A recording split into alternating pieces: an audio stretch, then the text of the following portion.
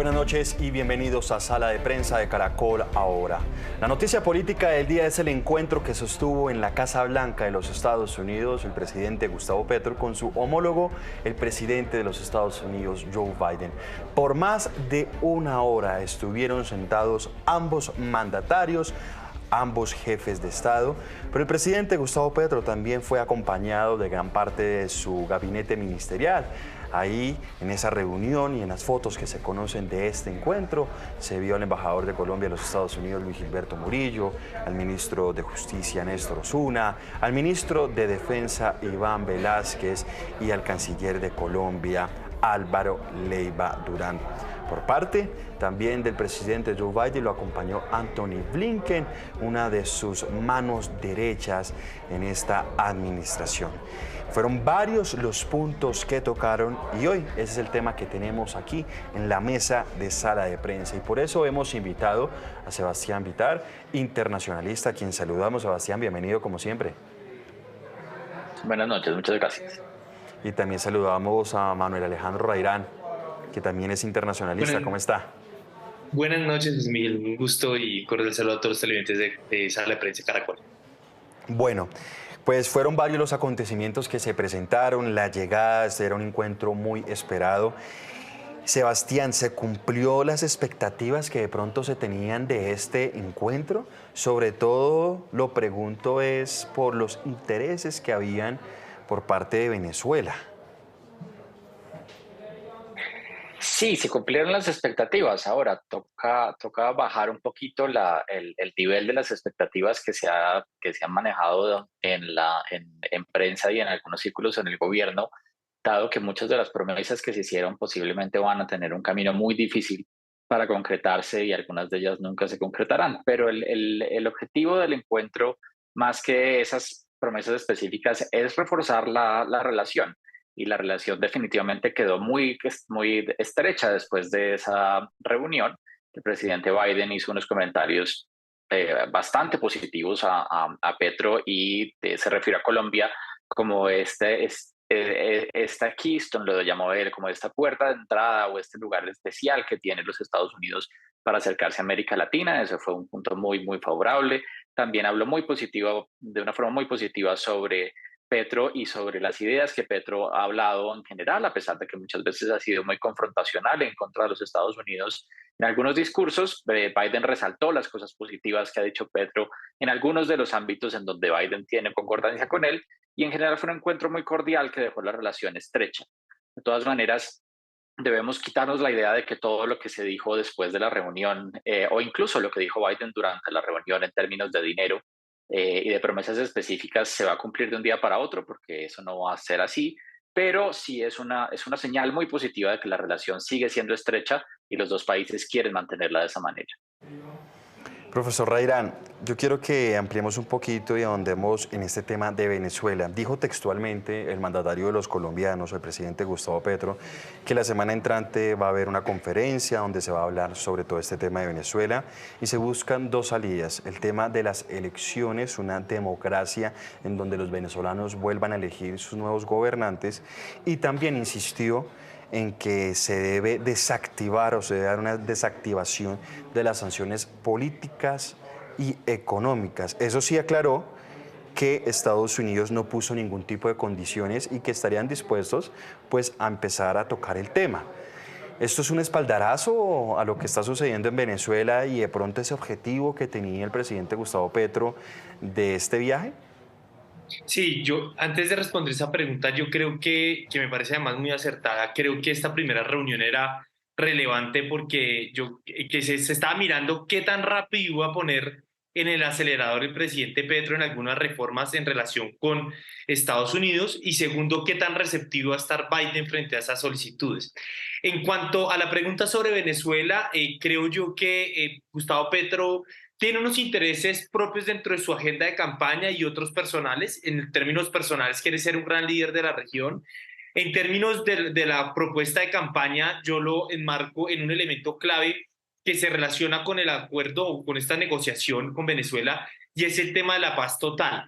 creo yo que como usted lo menciona, José Miguel, es claro que el presidente hasta el momento, el presidente de Estados Unidos no puso ninguna condición y el presidente Petro menciona y habla sobre dos rieles. Un riel, como usted lo mencionaba, sobre eliminar las sanciones de manera progresiva en la medida que se fueran aplicando todo el tema de las elecciones democráticas. Yo creo que el presidente Petro juega a dos bandas. Una en lograr de ayudarle a Estados Unidos a zanjar este problema con Venezuela, darle trámite a esta situación que no dio resultado con una política acérrima frente a Venezuela. Y obviamente algo de ayuda también con Venezuela con el tema de las sanciones. Pero a propósito, creo yo que el presidente Biden apunta, el presidente Petro, perdónenme, apunta a que, digamos, una vez se pueda resolver la situación en Venezuela, darle también el chance a dos cosas. Uno, que Nicolás Maduro colabore de manera clara con el tema de la paz total y el ELN, entendiendo que ahí esta parte de la organización armada se encuentra en este territorio, pero también darle confianza a Estados Unidos para que mande un delegado, como se hizo en el proceso de paz con las FARC, también en la mesa de negociación. Creo yo que esos dos elementos al presidente Petro le daría una estabilidad y una seriedad a la mesa de negociación y de la paz total que durante estos primeros 8 meses no ha podido aterrizarlo y que ha generado muchas críticas. Entonces, creo que el tema de Venezuela apunta a ser, presidente Petro, una bisagra en donde también va a cumplir dos propósitos, uno de campaña, que es la paz total, y otro que es su objetivo personal, convertirse en un líder regional. Sebastián, otro de los puntos que hay que poner sobre la mesa y que creo y que considero desde mi punto de vista importantes tiene que ver con el tema del narcotráfico, que también era otro de los temas en los que había mejor expectativa. ¿Qué iba a decir Estados Unidos, teniendo en cuenta pues, el panorama de cultivos ilícitos que prácticamente está creciendo, en donde se ha cuestionado y se ha criticado que no se han dado nuevas políticas de erradicación? Ha dicho el presidente Gustavo Petro, y estas son palabras textuales porque las tengo aquí anotadas, ha dicho que le pidió al presidente Joe Biden más lanchas, más drones, personal para fumigar, pero eso sí puso sobre la mesa y que le manifestó, dijo Gustavo Petro, que el presidente de los Estados Unidos debe entender que no es lo mismo fumigar a los campesinos que al empresario que produce y de pronto distribuye la coca en el mundo. ¿Qué podemos decir de este punto, Sebastián? Sí, es un tema extremadamente grave. En Colombia, el área cultivada de coca creció de 140.000 hectáreas a más de 200.000 el año pasado, lo que quiere decir que estamos en el punto más alto de producción de cocaína, de coca, el cultivo de coca más alto en toda la historia de Colombia, y también de la producción de la cocaína, también de la cocaína que se produce en Colombia, que empieza su camino hacia los Estados Unidos. Al mismo tiempo, mucha de esa droga está siendo incautada en el camino. Entonces, Petro le está dando un énfasis a incautar esa cocaína, a atacar a los eslabones que él llama los grandes empresarios ilegales de la cocaína y no a los productores.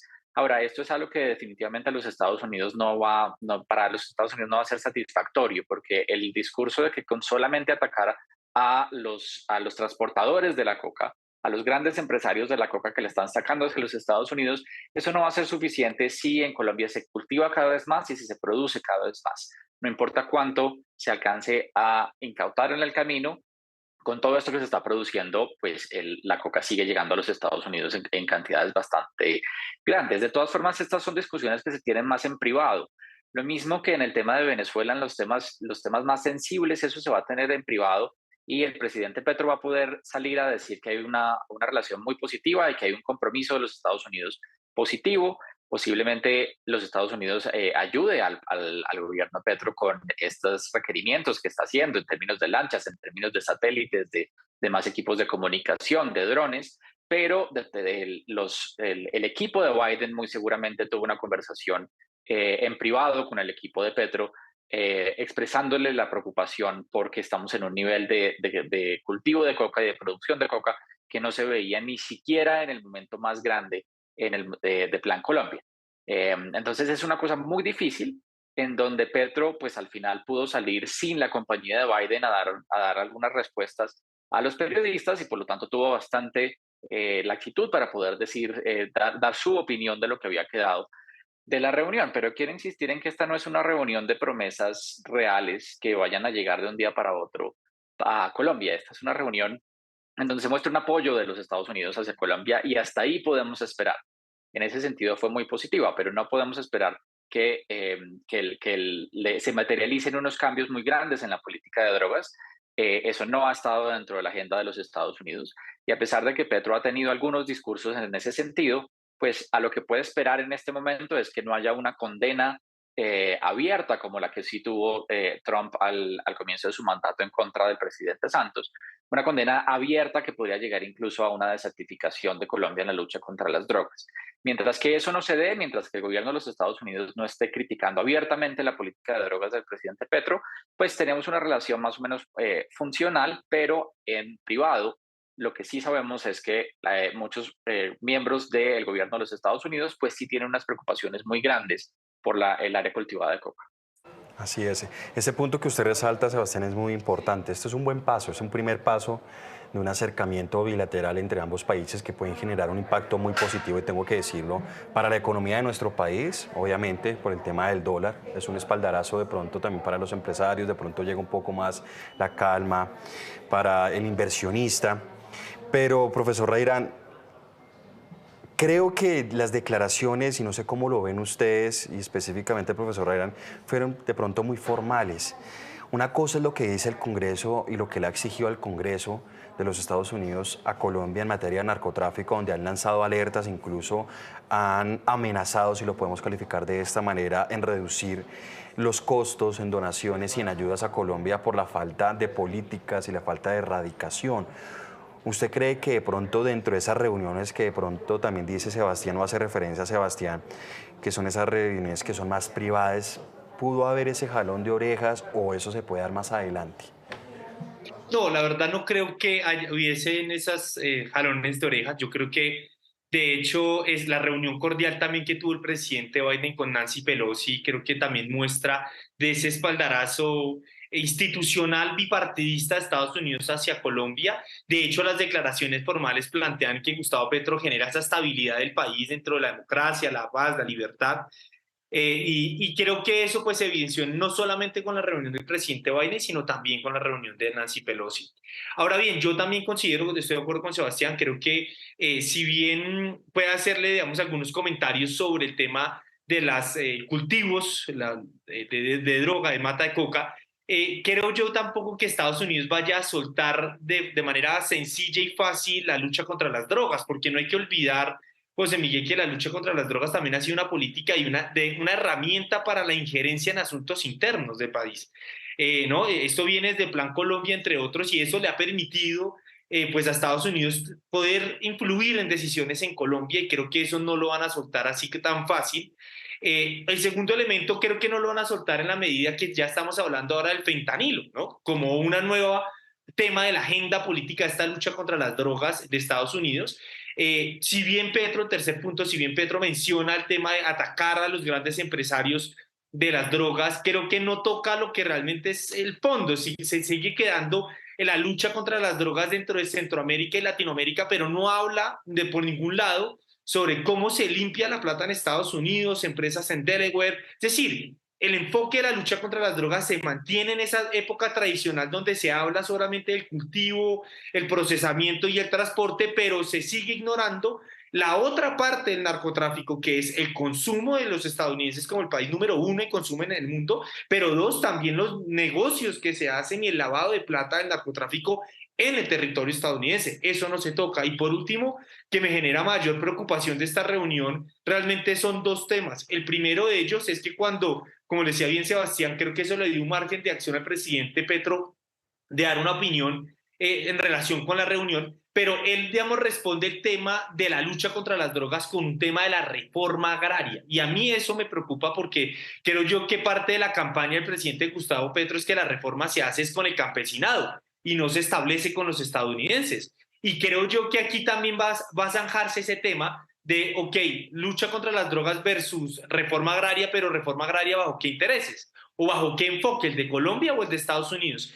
Ese tema me parece preocupante, no se esbozó a profundidad, pero sí creo que generó un lineamiento en términos generales. Y otro tema que no se tocó, que fue un tema de campaña del presidente Gustavo Petro, y por eso en mi segunda intervención hablaba de qué tan rápido iba a poner el acelerador el presidente Petro a las reformas, es el tema del Tratado de Libre y Comercio. Él mencionó en campaña y prometió que iba a reformar o iba a plantear unos cambios en el Tratado de Libre y Comercio, y el tema de la reforma del Tratado de Libre y Comercio brilló por su ausencia en esta reunión, y creo que eso no le cumplió pues al electorado. Para terminar, digamos coincido con Sebastián, claramente estos son anuncios, toca esperar esto cómo se resuelve dentro del Congreso, las reuniones y las decisiones bipartidistas en términos del presupuesto, pero yo creo que aquí también, y eso sí queda como en los salones cerrados, es Estados Unidos puede estar presto a algunas modificaciones y algunos cambios, pero ¿a cambio de qué? ¿A cambio de qué? Y digamos que aquí yo hablo temas de reforma agraria,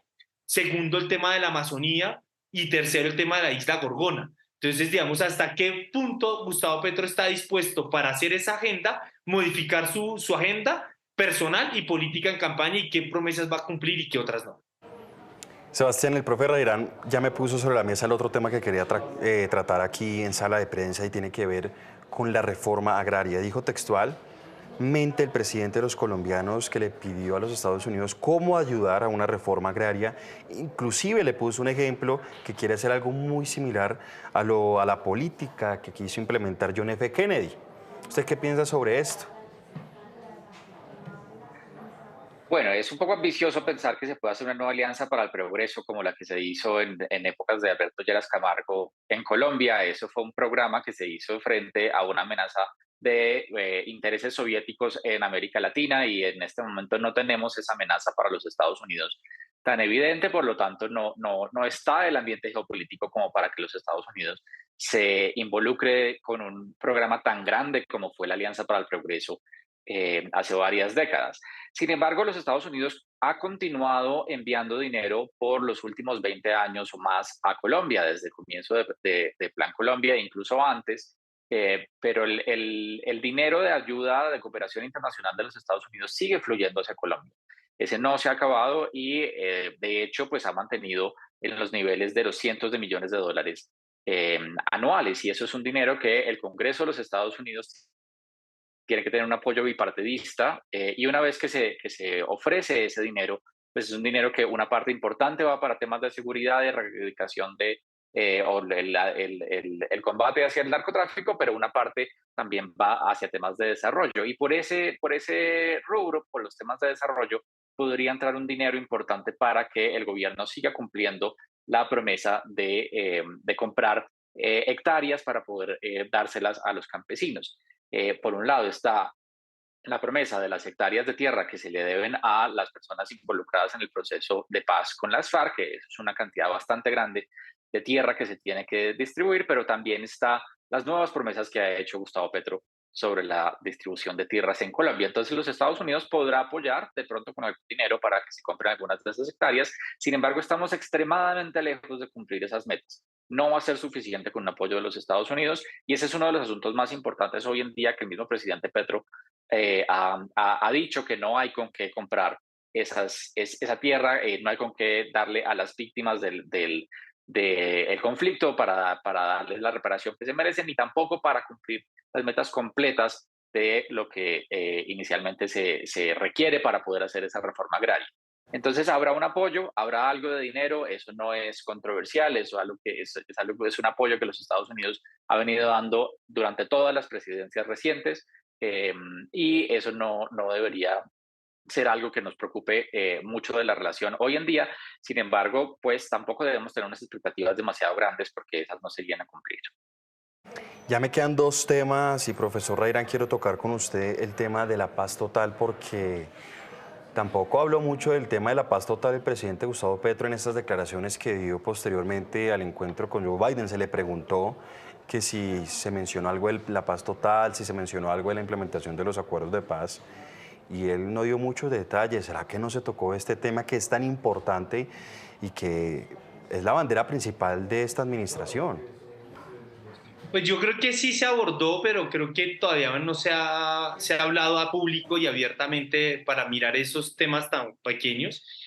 Yo creo que también, digamos, el gobierno de Estados Unidos está un poco dudando sobre el asunto en relación con el acuerdo de paz, porque es que en Estados Unidos también se abrió una grieta de discusión frente al tema. El gobierno de Duque, con su paz legal, como si hubiese una paz ilegal, planteaba de no reconocimiento, o bueno, dificultó el tema de la implementación del acuerdo de paz. Y eso obviamente Estados Unidos siempre pues, no estuvo 100% de acuerdo con ese incumplimiento.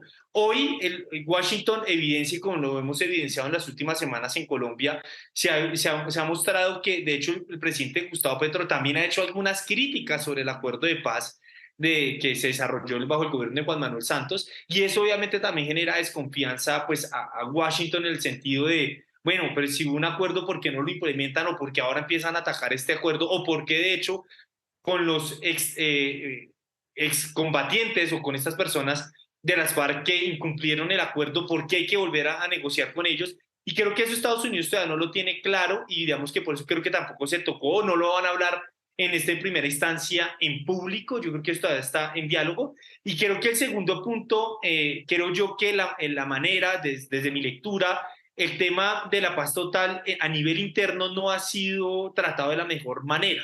Es decir, no hay una hoja de ruta clara, vemos diferentes actores hablando sobre esto. Por un lado vemos a Iván Cepeda, por el otro vemos al comisionado de paz, pero no hay una hoja de ruta clara. Y creo que esa falta de hoja de ruta, creo que eso tampoco le genera una confianza a Estados Unidos para sentar a alguien, a un enviado, un comisionado, para acompañar los diálogos del acuerdo de paz. Entonces yo creo que eso también dependerá, y por eso iniciaba al inicio de esta entrevista, de este programa, era cómo también se desarrollan los elementos con Venezuela, porque digamos que el ELN tiene su característica, es que su nacimiento se da en la parte limítrofe con este país, y que obviamente por debido a los desarrollos del conflicto interno, muchos de esas organizaciones, muchos grupos de esta organización terminaron en el vecino país. Entonces creo yo que ahí hay una espera, pero eso no quiere decir que Estados Unidos no está interesado, sino por el contrario. De hecho, Estados Unidos con la guerra, con la paz del 2015,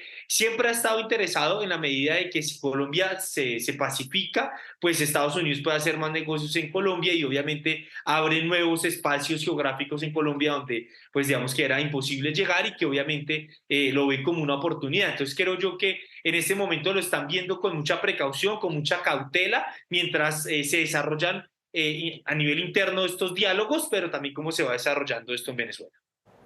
Finalmente, Sebastián, y no quiero dejar este tema a un lado porque también es muy importante y tiene que ver con el medio ambiente. Dice que hablaron de cómo abordar la economía verde, incluso la posibilidad de hablar de un cambio de deuda para apostarle eso más bien al cambio del medio ambiente. ¿Cómo ve este tema? ¿Qué conclusiones podemos dejar sobre la mesa sobre este tema que también es muy importante para el mundo, y es el tema del cambio climático y todas las acciones que se deben tomar? Pues curiosamente este es el tema donde veo una distancia más grande, a pesar de que la retórica, el discurso sea tan cercano entre los dos presidentes. Cuando escuchamos a Gustavo Petro diciéndole a Joe Biden que estaba buscando una economía descarbonizada, Petro está hablando de algo muchísimo más rápido de lo que Biden tiene en la cabeza. Para Biden no hay una transición energética que acabe con la exploración de petróleo, de gas y de carbón tan rápido como lo que tiene Petro en la cabeza. Pero sin embargo, los dos pueden hablar de una economía descarbonizada. Lo que pasa es que Petro está hablando de unas políticas muchísimo más drásticas, muchísimo más pronto que Biden. Para Biden es algo que toma muchas décadas, y en donde el petróleo, el gas y el carbón siguen teniendo un protagonismo en el camino hacia allá. Para Petro hay una urgencia muchísimo más grande de suspender el uso de combustibles fósiles. Lo otro que se habló fue un fondo de 500 millones de dólares para la Amazonía, pero eso realmente es una promesa completamente vacía. Es una promesa que primero Biden había hecho más temprano, hoy hablando realmente sobre el fondo de la Amazonía que lidera Brasil, es decir, no es una promesa para Colombia. Y segundo, es un dinero que Biden tendría que tener aprobación del Congreso, que en este momento está en manos de republicanos, y no hay ninguna forma de que eso logre pasar. Por lo tanto, es una promesa completamente vacía de la que no nos deberíamos hacer ninguna ilusión. Y el tercer punto en el que ellos hablaron fue la interconexión eléctrica de todas las Américas para poder tener energías renovables que estén pasando desde Colombia hacia Centroamérica, por Panamá, por el Darién, y subiendo a conectarse con los Estados Unidos. También es una promesa que, por lo menos en el corto plazo, es completamente vacía, porque poder lograr hacer esa interconexión requiere unas inversiones, primero, demasiado grandes, pero segundo que afectan a comunidades y al medio ambiente de una manera que muy posiblemente sería muy difícil lograr. Si miramos la interconexión de los parques eólicos de La Guajira hacia el resto de Colombia, que debía estar lista ya desde el año pasado, no se ha podido hacer, y en parte no se ha podido hacer porque el Ministerio de Minas ha contestado demasiado tarde cada requerimiento, pero además porque las consultas con las comunidades indígenas no han permitido que esto se dé rápido. Son cientos de comunidades con las que hay que hablar. Por lo tanto, son mensajes positivos en el nivel de la retórica, pero son mensajes que cuando uno va a ver el compromiso real y las acciones reales son completamente vacíos. Y en eso no solamente es un problema con los Estados Unidos, también es un problema que la política de transición energética y de cambio climático en Colombia, para el gobierno Petro, a pesar de que sea una de sus banderas más importantes, no hay mucho que mostrar. Sebastián, muchas gracias por estar con nosotros aquí en Sala de Prensa. Gracias a ustedes. Profesor Manuel Alejandro Rairán, muchas gracias por estar con nosotros. Gracias a usted y un saludo también a Sebastián. Y a ustedes también muchas gracias por estar conectados con Sala de Prensa. Continúen con toda la programación de Caracol Ahora. ¡Feliz noche!